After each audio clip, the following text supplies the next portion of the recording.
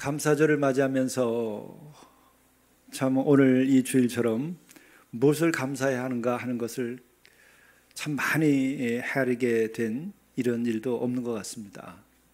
우리가 너무나 어려운 이 나라의 현실 가운데 있기 때문에 그렇죠. 그럼에도 우리는 참으로 감사해야 할 것들이 많이 있다 생각을 합니다. 우선은 우리가 감사할 것은 참으로 있어서는 아니 될 일들이지만 감춰져 있었던 어두웠던 일들, 부정과 부패, 속임수, 권력의 남용, 또 영적인 타락, 이런 것들이 하나님의 큰 심판이나 또 큰 재난으로 우리에게 닥치기 전에 이런 것들이 드러나게 하신 것 자체가 우리들이 감사해야 될 것이 아닌가, 이런 마음에 이루었습니다. 또 오늘의 이 같은 우리들의 어두운 현실을 보면서 우리는 무엇이 잘못된 것인가 하는 것을 하나님께서 아주 분명하게 보여주시기 때문에 감사하지 않을 수가 없습니다. 우선 다시 한번 우리들이 분명히 해야 될 것이 있습니다. 인간이라고 하는 것은 어떻게 구성되어 있으며 또 그렇게 구성되어 있는 인간들이 어떻게 살아가며 역사를 이루어야 하나님의 의와 그의 나라를 이룩할 수 있는지, 하나님의 공의와 사랑을 어떻게 이 역사 속에서 그리고 우리의 삶 속에서 이룰 수 있는지, 이것을 분명히 이번 일로 인하여 발견할 수 있게 해주셨습니다. 이번의 일은 그 시작은 영적인 타락부터 시작된 것입니다.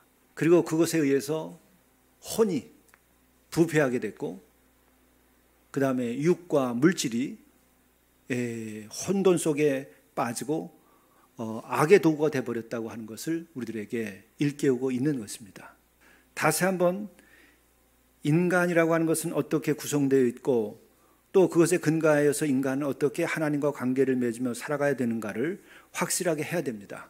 우리 인간은 영과 혼과 육으로 구성되어 있습니다. 이것을 아주 분명하게 스스로 자의식으로 생각하고 이것에 근거해서 우리들이 인생을 살아야 됩니다. 영이라고 하는 것은 무엇입니까? 스피릿이라고 얘기하죠. 하나님과 소통하고 하나님을 알아보고 또한 하나님을 경외하면서 또 그래서 하나님의 말씀에 귀를 기울이고 살아갈 수 있는 능력, 그 기능을 담당하는 것입니다. 이것은 초의식적인 영역이기도 합니다. 그리고 이 영은 가장 높은 곳에 있으면서 혼과 육을 이끌어가고 또 그들을 밝은 빛 아래 기능하게 하도록 하는 역할을 합니다. 근데 혼이라고 하는 것은 지식과 감성, 우리들의 의식을 관장하는 겁니다. 우리가 지적인 일을 하죠.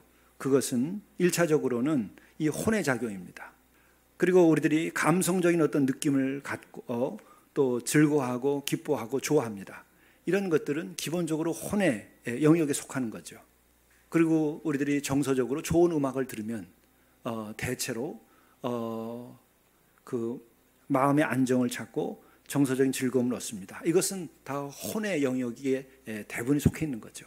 지금 현대사회라고 하는 것은 바로 이런 지식, 감성, 의식, 이런 것들이 아주 팽배하고 이것이 주축을 이루는 사회입니다.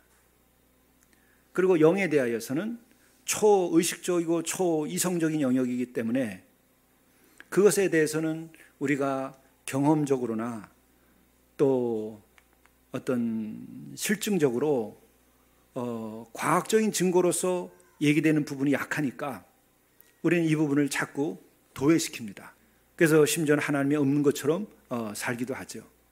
지금 이런 혼의 영역은 이성과 논리, 이런 것에 의해서 모든 것을 이루어가고 생각을 정리해 나가는 거죠. 그래서 우리가 영을 이미 말씀드린 것처럼 초의식의 영역이라고 한다면 이 혼은 의식의 영역에 속하는 겁니다. 한때 인간의 이성이 모든 것을 대신할 수 있다고 생각하는 근대 이후에는 영에 대하여서 도외시하고 모든 것을 이성과 지식 아래 두었습니다. 신학도 그렇게 됐던 시절이 있고 심지어는 그리고 교회에서도 그러한 이 형이하학적인 초의식적인 세계에 대하여서는 논하지 않고 가르치도 않고 모두가 다 이 혼의 영역에 가둬뒀던 시절이 있습니다. 그러나 지금 21세기에는 그것이 아니고 이렇게 영의 영역이 열려서 지금은 영성의 시대다 이렇게 말하는 거죠. 그런 면에서 지금은 영의 작용들이 굉장히 많습니다. 그리고 육이라고 하는 것은 이미 우리가 알고 있는 것처럼 우리의 육체를 말하는 것이다고 물질의 세계를 말하는 거예요. 돈도 재물도 육에 속합니다. 몸도 육에 속하는 겁니다. 그리고 또한 어떤 권력과 같은 것들도 실은 이 육적인 성향이 강합니다. 왜냐하면 이 권력의 의지 이런 것은 육적인 욕망의 지배력, 본능에 해당하는 것이기 때문에 그렇습니다. 여기에서 바로 우리에게는 문제가 생기는데 이 영이 어두워지면은 결국에 가서는 우리들의 감성과 정서, 지식이라고 하는 것은 결국 갈 길을 잃어버립니다. 어떻게 되냐면 육의 도구가 돼버리는 거예요. 머리를 잘 써가지고 권력과 육신의 쾌락과 그리고 육신의 만족, 그 다음에 아주 편리함 이런 것을 위하여서 모든 혼의 작용이 종속돼 버리고 맙니다. 그러니까 지금 그것이 아주 팽배해 버린 거예요. 이 순간에 어떻게 되냐면 인간은 인간으로서의 존엄성을 상실해 버리고 맙니다. 오늘 한국 사회는 바로 이렇게 지식도 넘치고 그리고 또 물질적인 것도 넘치는데 영의 빛 아래 있지 아니하니까 결국은 우리들은 물질을 위하여 살아가는 존재처럼 종속돼 버렸어요. 그리고 예술이라든지 문학이라든지 그리고 우리들의 어떤 생각과 사회의 어떤 흐름이 어떤 큰 높은 이상을 향하여 가지 아니하고 전부 소비적이고 자기 만족적이고 그리고 영원한 가치를 추구하지 않고 영원한 가치는 없다고 생각하고 지금 일시적인 합리적 만족의 모든 것이 다 머물러 버리고 만 거죠. 이것이 참으로 과학적이고 이성적이고 지성적인 것 같이 또 여기게 됩니다. 이제 이때는 근본적으로 문제가 생기기 시작하는 거예요. 지금 오늘 이 문제가 이런 거예요. 지난주 화요일 날 사랑의 농장에 우리 김 권사님 친구분들이 미국서 지내시다가 우리 어려운 이웃들을 돕기 위해서 점심을 잔치를 내시려고 하는데 갈비를 준비해가지고 우리 형제들을 대접하겠다 그래서 오셨어요. 그게 좋은 은혜로운 얘기를 나누고 즐겁게 지냈습니다. 근데 그때 오셨던 손님 중에 권사님이 워싱턴에 살고 계신데 함께 은혜를 나누며 얘기를 하다가 영에 대한 이야기가 좀 나왔어요. 근데 그 얘기 긴 것 중에 한 토막 이야기에서 바로 지금 제가 말씀드린 이런 얘기에서의 문제점을 얘기 안 할 수 없는 그런 스토리를 전하셨어요. 뭐냐? 주님을 믿지 않고 예수를 믿지 않는 사람인데 그런 가정이죠. 그래서 그 가정이 참으로 주님을 영접하고 하나님을 경외하고 살 수 있으면 참 좋겠다 하는 바람을 가지고 계시더라고요. 뭐 친구니까 이제 그런 마음을 갖겠죠. 믿음 있는 분이시고. 그런데 그 믿지 않는 가정에 아주 훌륭한 따님이 있는데 그 미국에서도 정말 의사가 되기가 쉽지 않은데 공부도 훌륭하게 하고 그래서 의사가 된 거죠. 메디컬 닥터가 된 겁니다. 이 시대에 하는 지성의 상징일 수도 있어요. 근데 한국에 오자마자 어디 가느냐? 점집을 찾아가는 거예요. 지성적인 것이라고 해서 점집을 멀리하고 그 이상을 추구할 수 있느냐? 그게 안 되는 거예요, 인간은. 그분만 그럴까요? 근데 놀라운 것은 한국에 와서 점집을 찾아가서 이제 순서를 언제 가겠다고 그러는데 한 달 이상을 기다려야 됩니다. 꽉 차서 스케줄이. 한 번 찾아가는데 우리들이 몇만 원짜리가 아니에요. 왜 지성의 상징일 수 있는 젊은 그 여의사가 점집을 찾아가야만 되겠는가 하는 거예요. 인간은 미래를 모르기 때문에 그런 겁니다. 인간은 죽음 아래 있기 때문에 그런 겁니다. 그래서 우리에게 나타나는 것은 뭐냐면 불안, 초조함, 심지어 결국 그것은 자기 불확실성, 자기 불안에 빠지고 불안정에 빠지는 거죠. 지성이 그리고 사회적인 물적 능력이 그의 인생의 불안을 해결해 줄 수 없는 거예요. 죽음의 문제를 해결해 줄 수 없는 거예요. 내일을 해결해 줄 수 없는 거예요. 더더욱이 영생과 영원한 나라를 책임질 수 없는 거예요. 인간이 지식을 배우면서 초의식적이고 초지성적인 세계, 영적인 세계에 대해서 외면할지라도 외면할 수 없다는 거예요. 그건 피차가 외면하기로 하고 넘어간 것이지. 대한민국에 오늘 이 문제가 발생을 했는데 최모라고 하는 영세교 교주로부터 이 문제가 발생했음을 보여줍니다. 한 여인이 정말 젊은 시절에 어머니 아버지가 총탄에 의해서 죽임을 당하고 또 이 세상에 많은 사람들과는 충분히 교분을 나눌 수 있고 성장할 수 있고 놀 수 있는 그런 그 성장의 기회를 박탈당한 채 큰 사람이 외톨이로 버려졌을 때에 얼마나 그 외로움과 고통이 컸겠으며 또 두려워했겠습니까? 그것은 물질로 해결되지 않습니다. 권력으로 해결되지 않습니다. 돈이라든지 지식으로 해결되지 않습니다. 영의 문제예요. 그 영이 밝은 빛 아래서 만물을 지으신 하나님의 품 안에서 어떤 경우도 나는 하나님의 그 의와 사랑 가운데서 나는 존재할 수 있다고 하는 확신, 그 믿음, 이거 없이는 인간은 견딜 수 없는 것입니다. 이때 영혼을 팔렸어요. 제가 종교학에 관련된 시간에 신학교 시절 한국의 무속신앙이라든지 한국 종교에 대해서 배우면서 그 현장에 가봤던 경험이 있어요. 무당이 구슬합니다. 구슬한 다음에 그 시퍼렇게 간 칼날 위에 올라가서 춤을 춥니다. 맨발이에요. 지성과 지식의 영역에서는 이해될 수 없는 거예요. 이성적으로는 판단을 할 수 없는 거예요. 초이성적인 영적 현상이 일어나는 거죠. 그런데 거기에서 죽은 굿을 요청한 그 집안에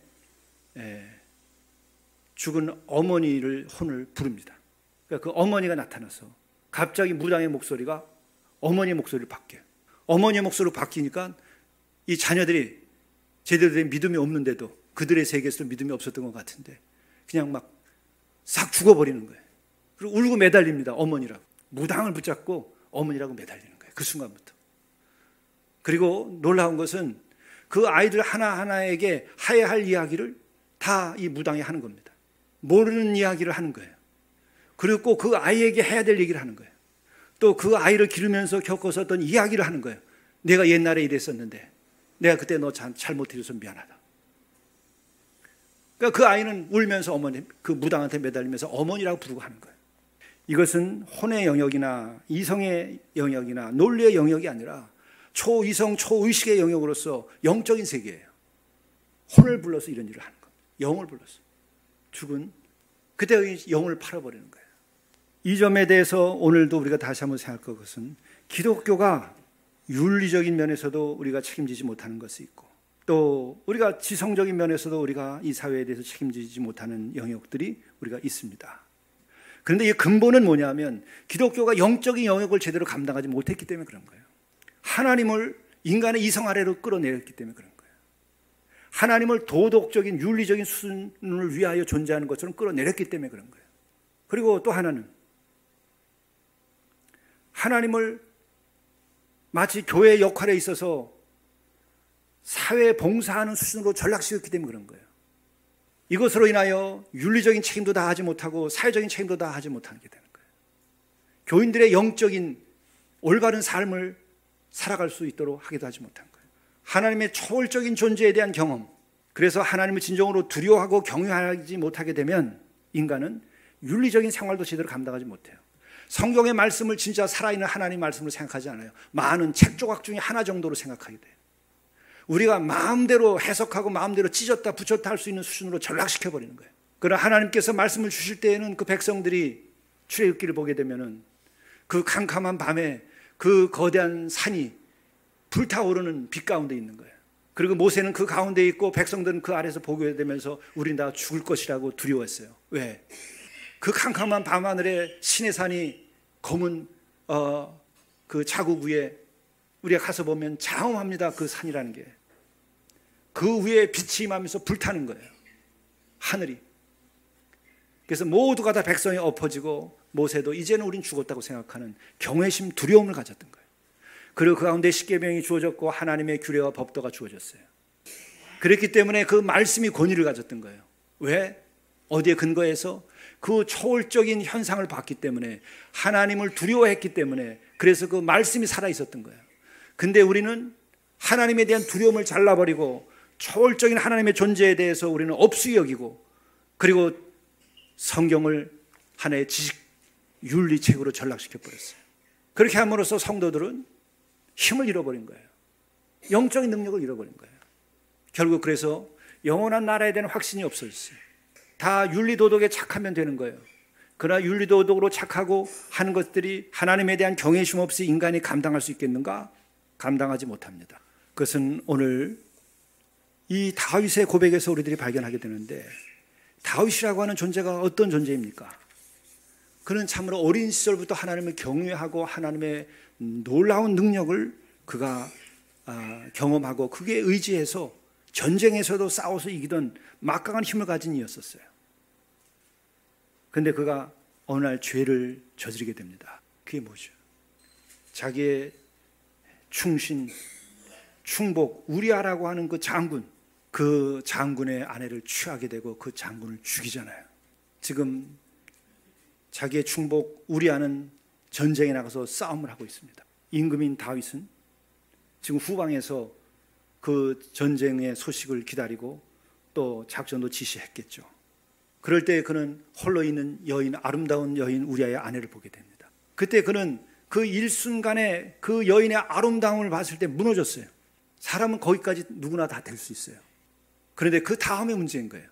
그때 하나님을 경외하고 영적으로 깨어있는 사람일 경우에는 그것을 넘어설 수 있지만, 영의 부분이 없고 혼과 육의 영역에 머무른 사람들은 누구도 그것에서 자유로울 수 없어요. 한순간 그는 영적으로 눈이 멀어가지고 그 자기 충복의 아내를 범합니다. 그러고 난 다음에 문제가 생겼어요. 전쟁에 남편이 나가서 싸우고 있는 중에 아내가 임신을 하게 되면 도대체 이게 무슨 일이냐고 따져 물을 텐데 들통이 나게 된 것이죠. 그랬더니 전쟁 중에 있던 그 전선에 있는 장군 우리아로 하여금 왕이 부릅니다. 특별 명령으로 휴가를 보내준 거죠. 그리고서 그동안 수고했으니까는 집에 가서 쉬었다가 그리고 전선에 다시 나가라고 그랬어요. 그런데 우리아는 얼마나 충신인지 충복이었고 훌륭한 장군이었기 때문에 병사들이 전쟁에 나가서 지금 싸우면서 살고 죽는데 어떻게 휴가를 내가 즐길 수 있겠느냐. 그래서 아내에게로 가지 않습니다. 얼마나 훌륭한 믿음의 사람이고 충신입니까? 나라를 위해서 몸 바치고 임금을 위해서 충성을 다하는 자죠. 이것이 다윗에게 문제가 되죠. 들통나게 생겼습니다. 그랬더니 전선에 나갈 때에 돌아올 수 없는 전선으로 내보냅니다. 그래서 우리아는 거기서 죽게 되고 증거는 이제 인멸될 수 있는 상황이 벌어졌죠. 그 성군이 어떻게 그 유혹을 이기지 못했을까? 지금 이 땅에 사는 사람들이라고 하면 거의가 다 그 유혹을 넘어설 수 있는 사람은 없어요. 왜? 우리는 영적인 세계를 갖다 잘라버리고 혼과 육으로 사는 백성들이 됐기 때문에 그런 거예요. 다시 말하면 하나님 두려운 줄 모르고 살기 때문에 그러는 거예요.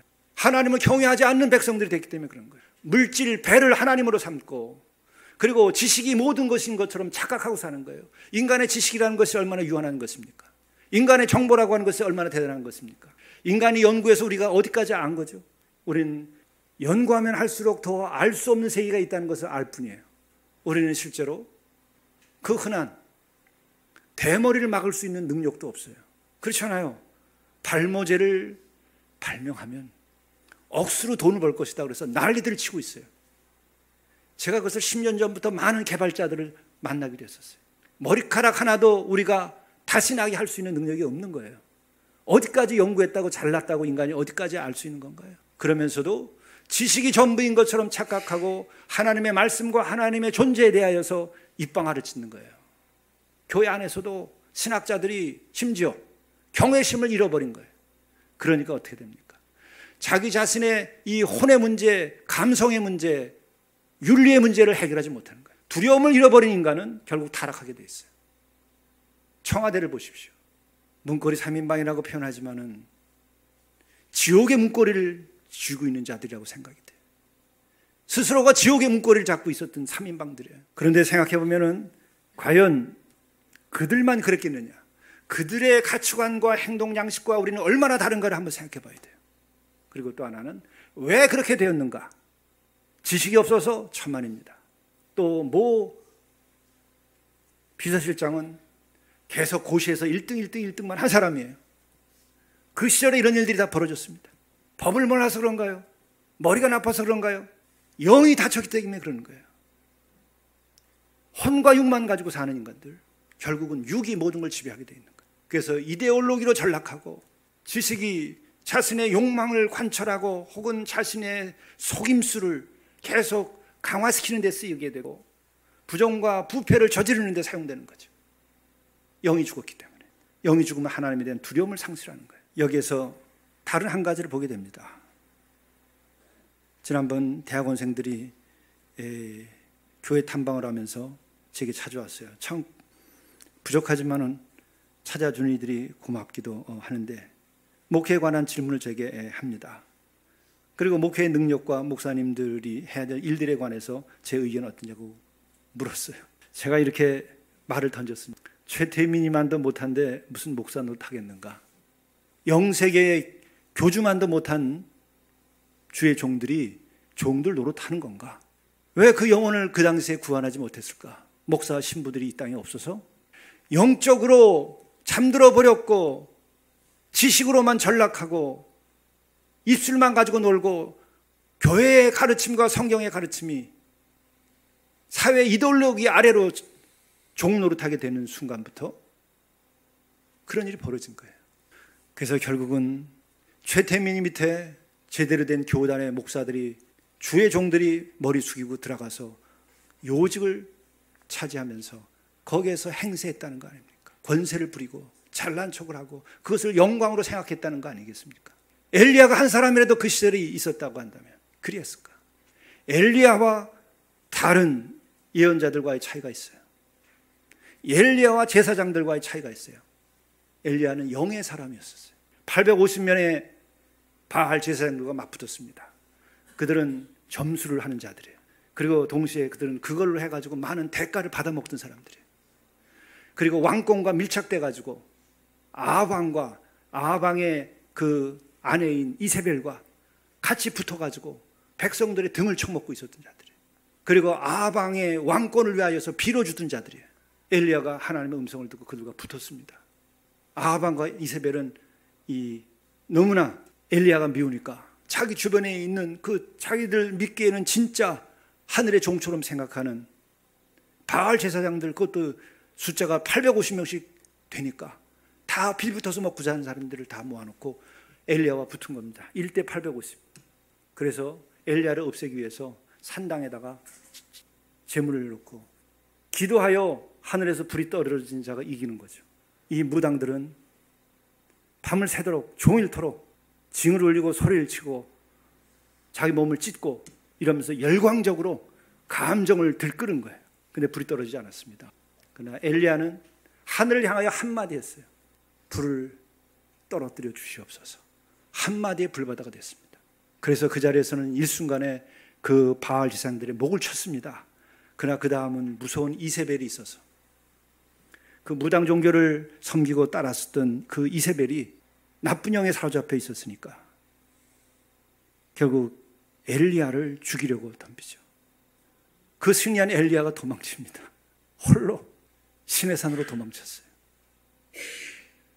성지순례 가면 그가 도망쳤다고 하는 굴이 있습니다. 아주 오래된 굴이 있어요.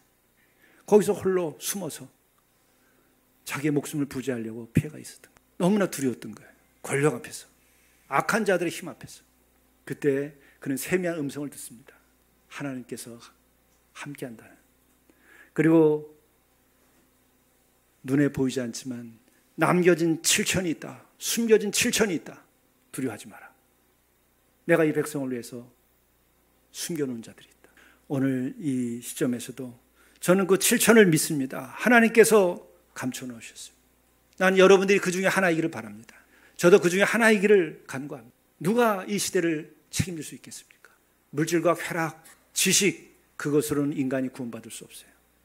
인간이 정말 인간답게 존엄하고 거룩하고 아름답고 영화롭게 살 수가 없어요. 영이 열려야 되는 거예요. 어두운 영에 사로잡히면 안 돼요. 또 한 가지는 오늘 봉독한 이 말씀은 우리에게 희망을 줍니다. 그리고 갈 길을 제공해 주죠. 뭡니까? 다윗은 그 영의 사람이었기 때문에 그가 기도하면 그래서 하나님이 들어주셨고 그 사망의 음침한 골짜기를 다닐지라도 그는 두려워하지 않는 그런 영적인 존재였어요. 자기가 저지른 죄악을 볼 수 있었던 거예요. 왜? 영이 열려 있었으니까. 영이 닫히면 자기의 죄악을 보지 못합니다. 왜? 영이 없는 채로 가지고 있는 인간의 정서와 그리고 인간의 논리와 지식은 끊임없이 자기를 정당화시키거든요. 그리고 인간의 정서라고 하는 것은 그런 쾌락의 감미로움에 빠지면 계속 거기에 중독돼 가지고 매달려 있기 때문에 못 벗어나요. 우리가 다 알잖아요. 우리 어려운 일 도우면서 그들이 서울역도 못 벗어나는 거예요. 왜? 그게 너무 좋다는 거예요. 우리가 보기에는 안 좋은데 인이박인 거예요. 정서적으로 술에서 못 벗어나요.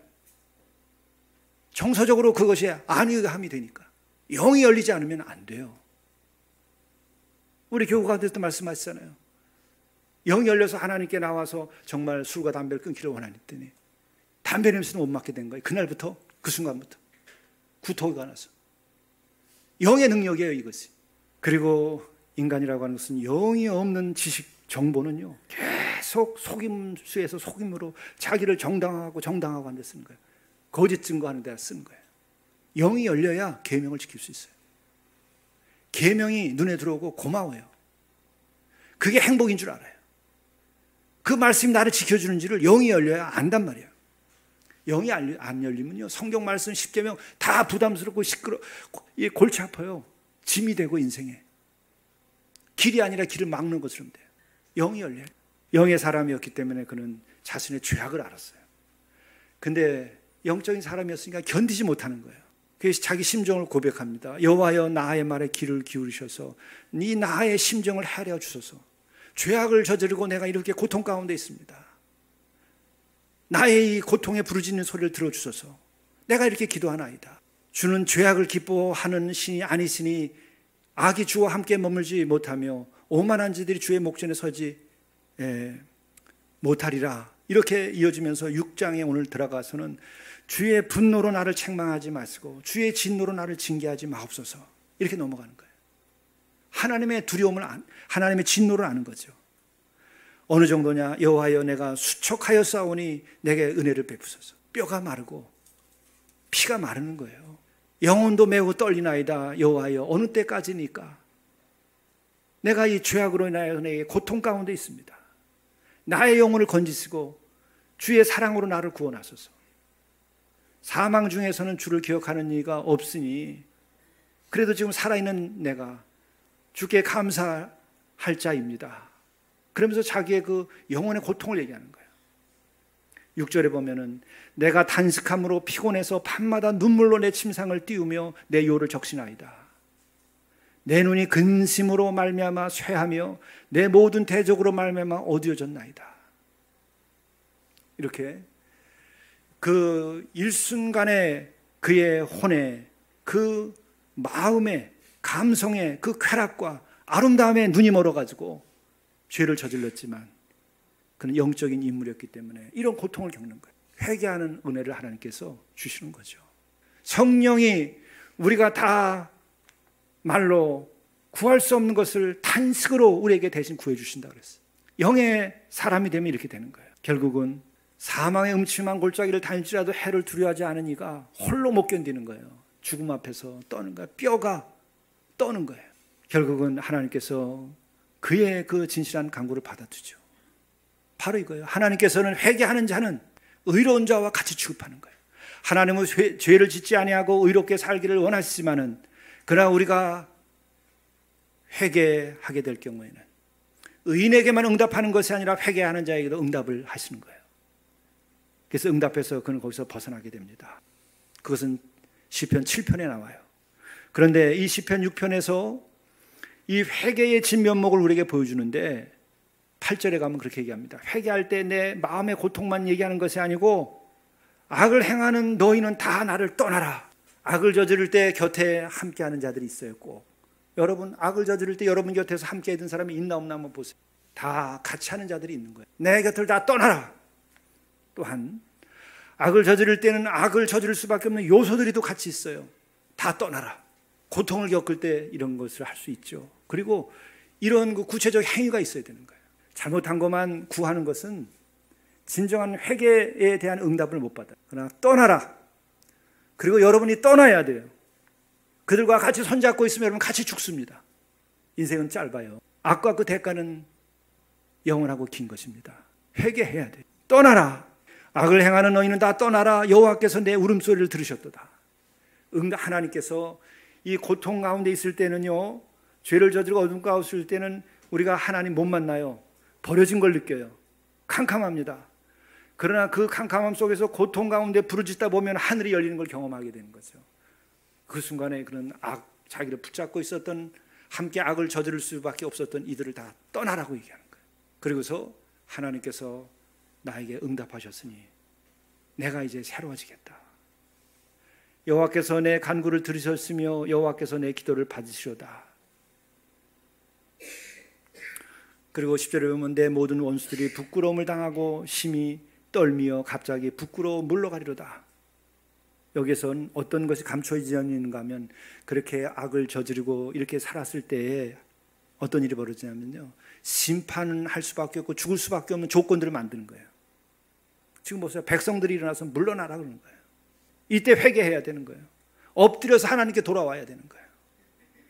그런 순간에 자기를 죽이려고 몰렸던 원수들, 하나님의 그동안의 보호하심으로 인하여 안전했던 모든 그 안전막이 깨지면서 원수들이 덤벼드는 거죠. 근데 하나님께서 그를 받아들여 주는 순간에 어떤 일이 벌어지느냐, 원수들에 대해서 자신감이 생겨요. 나를 위협하는 모든 조건에 대해서 자신감이 생겨요. 사망을 음침한 골짜기를 다닐지라도 나는 해를 두하지 않는다. 이런 자신감이 생기는 거예요. 용기가 생겨요. 더 이상 나는 부끄러움을 당하지 않게 될 것이다. 더 이상 패배하지 않게 될 것이다. 나는 승리하리라. 이런 용기가 생기는 거죠. 그러니까 너희들 다 물러가라. 용기가 생기는 거예요. 인생은 이렇게 간단하게 해결되는 것이기도 한 겁니다. 조건은 회개하라는 거예요. 그런데 오늘 우리의 위기는 뭐냐? 진정 회개하지 않는 거예요. 또한 이 백성들이 진정으로 회개하지 않는 거예요. 밥그릇 싸움으로 멈추면 안 돼요. 오늘 이 시대에 거리에 나온 사람들이 진정한 정의를 위하여서 또 하나님을 두려워하는 영적인 근거를 가져야지, 그렇지 않고 밥그릇 싸움처럼 이것이 전락되면, 이것이 사회적인 문제를 해결하는 수준으로만 이것이 나눠지면 근본의 악의 뿌리는 남아있기 때문에 해결되지 않습니다. 그때 우리는 참혹한 이 땅에 끓는 솥이 쏟아져서 이스라엘 백성들이 결국은 포로가 되고 죽임을 당하고 끌려갔던 일이 벌어질 수도 있어요. 그러나 우리는 하나님께서는 의인 5만 있어도 구원하신다고 그랬어요. 우리가 의인 5이 돼야 되고 여러분이 의인 5이 돼야 돼요.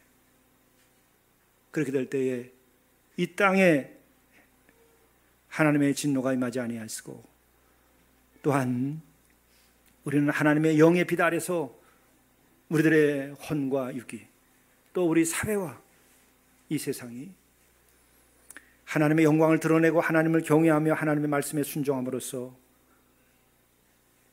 가정의 행복이 깃들고 영혼들이 기쁨을 얻고 사람과 사람이 서로 화해하고 용서하고 남과 북이 통일을 맞이할 수 있는 날이 옵니다. 그렇게 되기 위하여 우리가 기도하고 우리가 먼저 회개하고 은혜를 입어야 됩니다. 지금은 하나님께서 특별히 우리들에게 모든 것이 망하기 전에 다시 새로워지라고 기회를 주셨습니다. 새로워질 수 있기를 바랍니다. 기도하시겠습니다. 영이신 하나님, 심판이시면서 자비로우신 하나님, 이 땅에 올해에도 새해 초에는 국회에서조차 구판을 벌리면서 국군의 융성을 빈 이 우상 숭배의 나라가 됐던 것을 용서하시옵소서. 국민을 대표한 대표자들이 모여서 이렇게 또다시 구판을 벌리고 마침내는 또한 그릇된 영에 사로잡힌 자의 그 잘못된 인도하심으로 나라 전체가 영적으로 뒤틀려버린 이런 암울한 시대, 엘리야의 하나님이 우리와 함께 하셔서 우리가 엘리야가 되게 하시고 우리가 진정으로 먼저 회개하고 영적인 능력을 받아서 우리들의 지식과 우리들의 이성과 생각들이 이 세상을 옳게 하는 데 쓰임받게 도와주시고 또 이 백성 모두가 다 진정으로 하나님을 두려워하며 또 하나님의 말씀에 순종하여서 윤리적으로 바로되게 하시고 서로 용서하고 화해하고 서로를 섬기고 어려운 이웃들 고아와 나그네를 돌보는 삶을 살아갈 수 있는 백성들이 되게 인도해 주옵소서. 이로 인하여 이 땅에 평화를 주시고 전쟁을 막아주시고 이 땅에 눈물을 흘린 자들이 사라지게 하시고 또한 갖고 권력을 누리는 자들도 겸손하게 백성을 섬기는 아름다운 하나님의 나라가 되도록 인도해 주옵소서. 우리 주 예수 그리스도의 이름으로 간절히 기도드리옵나이다. 아멘.